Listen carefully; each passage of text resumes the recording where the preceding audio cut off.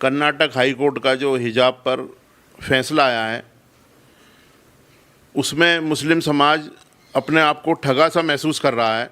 आप एक बात बताइए, मतलब ये जो देश है ये इस्लाम से चलेगा, शरीयत से चलेगा या फिर संविधान से चलेगा? नहीं, देश हमारा संविधान से चलेगा और संविधान ने हमें अपने धर्म के अनुसार जीने का, अपने हिसाब से कपड़े पहनने का, वाक अभिव्यक्ति की स्वतंत्रता, अपने विचार रखने का, इस चीज़ का हमें भारतीय संविधान ने हमें स्वतंत्रता दी है। कर्नाटक हाई कोर्ट का जो फैसला आया है,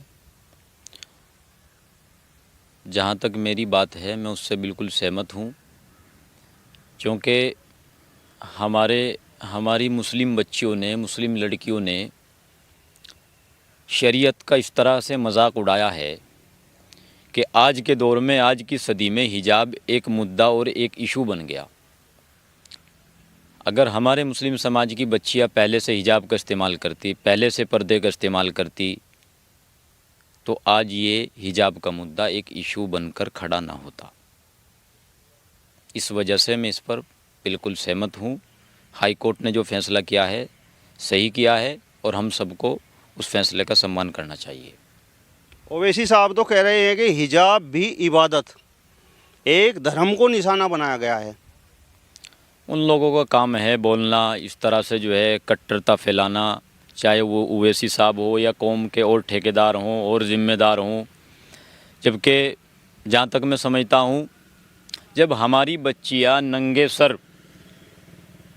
सर बगैर दुपट्टे के, बगैर हिजाब के मुशायरों में जा रही हैं, हज़ारों लोगों की महफ़िल को संबोधित कर रही हैं, मुशायरों के मंचों पर जा के मुस्लिम बच्चियाँ, मुस्लिम लड़कियाँ, तो जाहिर है अगर वो स्कूल में बगैर हिजाब के जा रही हैं, क्या आपत्ति है उसमें? आपत्ति तो तब होनी चाहिए जब डीजे के सामने एक मुस्लिम लड़कियां नाच रही, मुस्लिम जो है शोर मचा रही और माँ बाप उस पर खामोश हैं।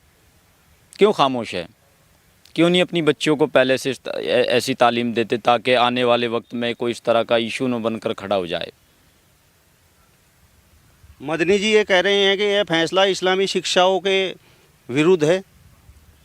नहीं, ये बात उनकी सही है, लेकिन हम उनसे ये पूछना चाहते हैं, आप जब कोई इस तरह का मामला आता है, जब कोई मुसलमान के विरुद्ध ऐसा मामला आता है, तो आप उसको एक कट्टरता का रूप दे देते हैं। और भी बहुत सारे मुद्दे हैं, मुशायरों में लड़कियां नंगे सर जा रही हैं, डीजों में लड़कियां, मुस्लिम लड़कियां नंगे सर से दुपट्टा उतार के नाच कर रही हैं, उस पर मदनी जी का बयान क्यों नहीं आता? और मदनी जी ने क्या क्या कौम के लिए ये बताइए। अब जो है कितने स्कूल अपने उन्होंने खोल रखे हैं, करना कुछ नहीं है, और इन लोगों को सिवाय जो है फालतू आपत्तिजनक बातें कहने से इनको कोई और काम नहीं है।